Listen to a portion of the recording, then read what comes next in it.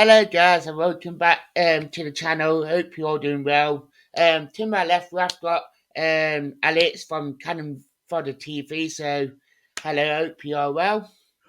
I am fine, Dan. I want to say, but actually, before we get into this one, Dan, thank you for inviting me. I think you invited me a few months ago, Yeah. but I was so busy with work and doing other content on our channel. But thank you for the invitation, Dan. Thank you very much.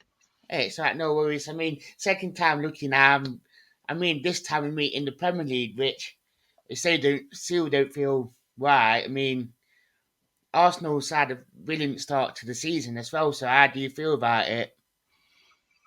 Well, knowing that we've not won the Premier League for 18, 19 years, 18 years, I would say, and a little bit, I'm happy to see that we're on top of the Premier League tree. I'm not sure how long it's going to last, but for the duration that we last on top of the tree, I'm going to enjoy it. I know we've been, well, I say we, Gabriel Jesus has not scored in 5 games so far, and well, actually across all competitions. But listen, we're on top.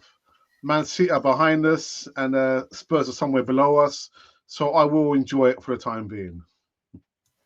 And that's the thing as well, because even in Europe as well, you guys just been managing that. So it's been great to watch Arsenal this season. I mean, do you think the pre-season and how long Arteta been there now really helped? Yeah, absolutely. I know we're still short on squad numbers. It's good to see some of the fringe players like Eddie Nketiah, Marquinhos getting some game time in the Europa League. And actually, we are playing against PSV in a return game. But it's good to see some of the squad players featuring in the European games. Like you just say, that we are actually unbeaten. And let's see if we can actually, I don't know, go unbeaten and actually try and win the Europa League. I think we're still quite short on the numbers. I think we've got maybe 18, 17 numbers. And that might be a factor going forward in the Premier League. We've got injuries we've got to consider, suspensions to consider as well. But yeah, we're thin on the ground for squad numbers. But Premier League, top of the tree. Europa League, top of the group stages. Yeah, how can I not be happy? As a Gooner, we've not won any kind of European silverware for 28 years. We've not won the Premier League in 18-19 years. So it could be our season, Dan. Who knows? The world is our oyster. So let's just wait and see what happens. Yeah, that's the thing.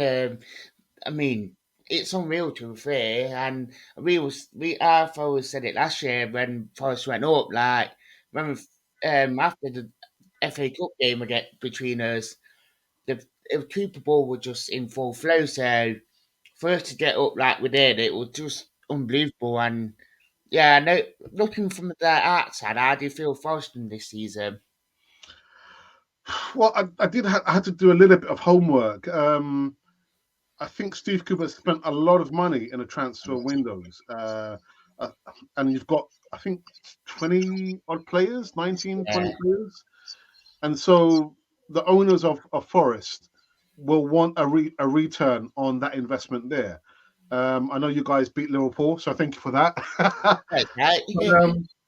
you guys sit at the bottom. I mean, talk about the polar opposite. You've got Arsenal at the top and Nottingham Forest at the bottom. But Steve Cooper does have his work cut out.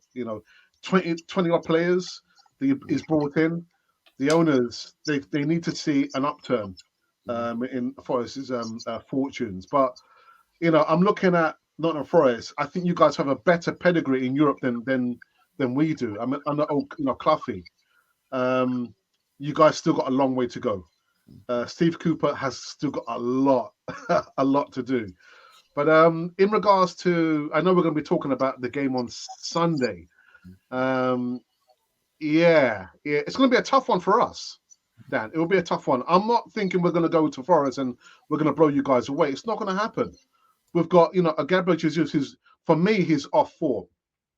We've got an Eddie Nketiah who still can't start games. We've got a Bukayo Saka. For me, he's been running to the ground. So I'm looking at Martinelli, who's had a relatively good start to the season. and Martin Erdegaard and all the other guys. They need to step up. But I'm not thinking we're going to Forest and we're going to blow you away. And actually, Dan, don't tell anybody else. I'm going for a draw, by the way, a 1-1 draw. Interesting that is, to be fair. I mean, you're going to touch up. I'm Not, sorry. yeah, it's not often you get someone in the neutral, so it's very very nice. Well, But well, the thing is, Dan, I'll say this very, very quickly because you've you've beaten Liverpool. All right. So who has the momentum now? I know with one game can turn your fortunes around. And one game where we drew against Southampton can change our fortunes. So I'm looking at, where's the balance? In whose favour? It's with Nottingham Forest. It's not with Arsenal. You guys are going to fight tooth and nail to get out of the bottom of the Premier League. And Arsenal, even though we're at the top, we need to try and continue that momentum there. But I'm looking at Forest and Arsenal. The momentum is with Forest, it's not with Arsenal. And we're going away from home. We're starting to build up the fortress at the Emirates. We're a long way off, but we're playing away from home. So the momentum surely is with Forest, not with Arsenal. yeah, I mean, Forest to pick up 4 points from the last two games, it's just been Yeah. real. I was going to touch up on Sunday's game. I mean, last time we played at Arsenal, we lost 6-0. Uh, I mean, you said about the momentums with Forest. I mean, do you think that Dome Crowd will be that 12th man for you on Sunday? Yeah, I was thinking about this over the last, I'll say, season now. Our away supporters are the 12th man for us. They have been absolutely fantastic. I've spoken about the Emirates, which is slowly removing the name because the Emirates is actually known as a library because it was so quiet there. But the 12th man is the away fans. Would it bear anything on the game? Possibly, but I'm looking at the Forest fans. The Forest fans are also the 12th and 13th man for Nottingham Forest. So I still think, playing away from home, we dropped points against Southampton. Forest beat Liverpool. Again, for me, the balance is with Forest, not so much with Arsenal. I don't know. Yeah, I completely agree. I mean, who should Forest be looking out for on Sunday? I know you guys got, well, your front four is quite a lethal one on the day. Um, I would probably say Martinelli. Martinelli he's been bubbling. I mean, I know literally, Bukayo Saka scored goals for us. Gabriel Jesus is, for me, he's trying too hard. I think with the World Cup just around the corner, I think, you know what, Gabriel Jesus just needs to calm down. We know how good he is. I saw a lot of shots were scuffed by him, were pulled to the left or to the right. Excuse me, but I think the main target man for us, a danger man that you guys need to look out for, is probably Gabby Martinelli. Maybe Erdegaard and maybe a Thomas Partey. But I'm thinking with Gabby Martinelli, who literally gives us so much potent attack force. I mean, I understand about Bukayo Saka and Gabriel Jesus, but for me, it always has been and it will be come Sunday, Gabby Martinelli. So look out for Gabby Martinelli. Yeah, the only thing Martinelli since he's been there, just been like that sort of player that went under the radar, but now he's became that sort of like main player that on his day just unplayable at the best of time. Yeah, yeah, yeah. But I'm going to ask a question to you. So who should Arsenal be looking out for? Oh, tough one to be fair, but then I think, especially with Gibbs White, I think since he came in, he's yeah, dipped a little bit, but on his day he can play well. But I think the main player at the minute for me who's standing out massively is Fuller. He plays Mhm. in the number four at the minute in the five, and to be fair, his work goes unnoticed because he's just doing the simple things right. He just whenever he gets the ball, he's just doing the simple things right, just keeping the ball rolling.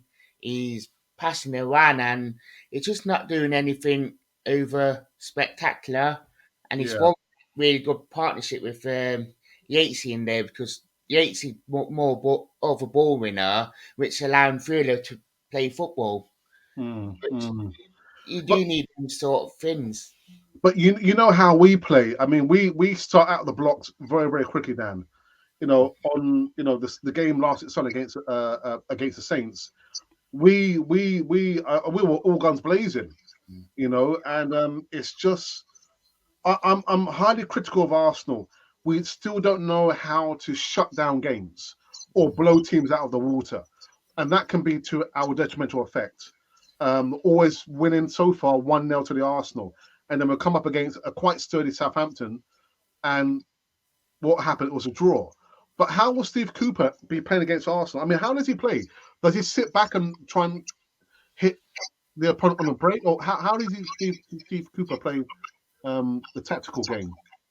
I think he'll, if anything goes past it, he'll probably do a 4-5-1. He'll probably try and sit back and let Arsenal come on to us. Then Yeah. we'll try and like attack teams a little bit more now. It Mm. seems to change from playing quite a expansive football game to like, yeah, when we do get the ball, we do keep on, we do attack teams on the counter. Yeah. Um, and with the front three, it's like with Rooney up front, then it depending if he plays Lingard or Johnson. I mean, Johnson got his pace, Lingard's Lingard. Yeah. Uh, they will just try and feed off Arena. I wonder what are the odds of Lingard scoring on Sunday. I've got a funny feeling that he might score against us. I It'd be got a about funny time it feeling. and do something. He's not really done much since Yeah, um, he came to Forest. So but now could be his time, isn't it? He comes up against an Arsenal and he might just. I don't know. I might put some money on that, Dan. Yeah, Lingard to score against Arsenal. But one thing do want to say about how Arsenal play again. We're attacking football. We don't have a plan B. There is no plan B. So if plan A goes wrong, expect to see Mikel Arteta just like scratching his head on the sidelines, thinking, "What should I do?" Because we don't have a plan B. And that's why Arsenal need to start very, very quickly. mm, Just score an early goal and try and push on from there. But we're not been able to push on once we score an early goal, and that is because tactically it's just a plan A. Plan A, plan A. Plan A has to work because there's no plan B. So a draw, Dan. A draw. yeah, Forest always been a second half team under Cooper. I mean, they never Mm, got going first half. This season, when we played Fulham and Bournemouth, we got out the traps quite quick and scored, but second half we always plummeted. Whereas normally under Cooper, we not the best first half, but then second half we seemed to kick through the gears. yeah, Uh, yeah, yeah. whereas like the Liverpool game, West Ham game where we won, we fight a lot of pressure and we hit them on the break, and even Spurs in a way that we played really well. That we shown quite a bit of like defensive resilience. But it's like Cooper starting to get that bit more of a settled level, which I like now. Mm. I don't think it would be a high scoring game, which is why I'm going to go for a draw because I think the last time we played against Forest in the Premier League was 98, 99. 99. Yeah, Yeah. and we beat you 1-0. Was it 1-0? I Yeah. think. Yeah. So historically, they're not high scoring games, but I'm going to go for a draw, Dan. Again, I just kind of got the impression that we're just kind of going off the ball a little bit, even though we've had a blistering start to the season, and all this stuff about Gabriel Jesus is probably off form, and now we're going to be more reliant on Gabriel Martinelli to score the goals, Bukayo Saka to score the goals, maybe Martin Odegaard to chip in with one or two. But yeah, I'm very very critical of Arsenal, Dan. Very very Yeah. critical. If you see the content that we do, or actually I do a lot more, I'm highly critical of Mikel Arteta and of the players. Yeah. And yeah, that's just the way it is, Dan. Yeah. I would not touch up on about the All Nothing documentary with Arsenal. I mean, it definitely opened my eyes a bit. I don't know about how you felt being an Arsenal fan. Did you change your opinion on it, or It left me feeling very, very cynical. What I did like about it is that they featured certain players. So you got to see Martinelli, you got to see Bukayo Saka, Emerson Rowe, but I got an impression that it was only for the camera. I'm sorry, Dan. I don't know. Again, that's just me being cynical. But I thought I I don't like people swearing anyway, using foul language anyway. But it turned me off more than it turned me on, to be honest. Um, yeah, I just felt I got the impression that Mick Arteta was playing up to the camera. I wouldn't want because I work in schools, Dan. All right, so I work as a learning mentor and I work as a teaching assistant, and I wouldn't want to be sitting in a classroom listening to a teacher shouting at the children. They're I mean, the players, they're not children, they're adults. So I don't like his style of coaching. For me, it turned me off, Dan. I didn't like it. But was it revealing? Maybe, but not for me. But one thing I am going to say, Dan, is that it just goes to show that even though some of the fan base are unforgiving of Granit Xhaka is the captain. He is the captain. I know he wears the captain armband in some European games, but he is the player that players look up to when they need guidance. And I think Martin Erdegaard actually said it. Actually, he said that he goes and speaks to Granit Xhaka for advice, on leadership. I'm thinking, but why do you need to go and speak to him? You captain Norway. You're the youngest captain, to play for Norway. But Granit Xhaka, he is the captain. Only he doesn't wear the armband as the club captain. But it turned me off more than it turned me on. Really, Dan. I'm sorry. it's interesting because I had different opinions on it. So it's interesting to get another viewpoint on it. I mean, Granit Xhaka. I mean, speaking about him, obviously he had that bit of history with the Arsenal fans. I mean, Yeah. last 2 seasons he seems to be like even this season his performance levels when I've watched Arsenal Oh, has been unbelievable. yeah, yeah. Credit where credit's due. He's had a good start to the season.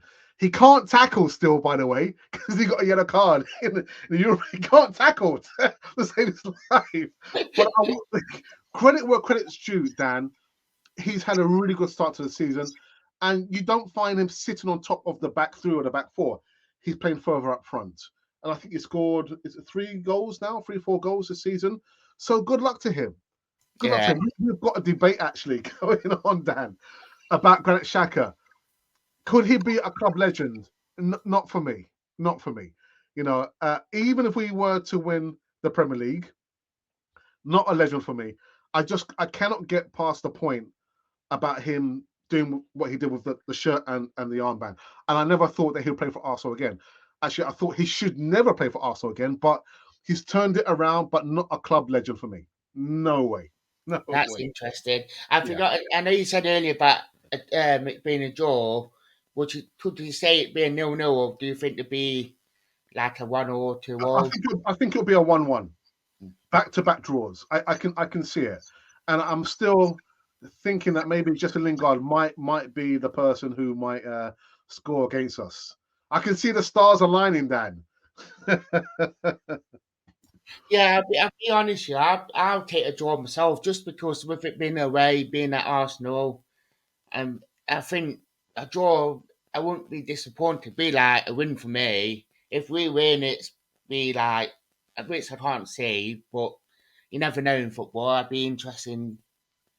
Because Dan, do you do a prediction for the Liverpool game? What was your prediction for the Liverpool game? Well, I went on Talksport and I said in my head I thought we'd lose 3-1, but in my heart I thought we win 2-1. Right. Football's a funny old game, Dan. It's a funny old game. Yeah, definitely it is, and who knows what will happen? But yeah, do you want to say about your socials on where people can find you? Yeah, you can find Canafoy TV on Twitter at Canafoy TV, and we're also on Facebook, but not so much so. And of course, here on YouTube, yeah, Canafoy TV. They can just search us out there. But yeah, we're somewhere there on social media, Dan. Definitely. I will put the it in the title anyway, so you can find Alex. So thank you for coming on anyway. That it's been a real pleasure. I'm just sorry I couldn't get on there a lot sooner. Like I said, I've got work commitments, family commitments, and I do a little bit of podcasting in between Uh, as well. But Dan, thank you for the invite. Thank you, guys. If you're watching now, make sure that you subscribe. So what's it? Is it Talk Forest TV? Forest? yeah. Yeah, come on, guys, do the right thing. Thank you anyway. So I'd like to say thank you for watching, guys, and goodbye.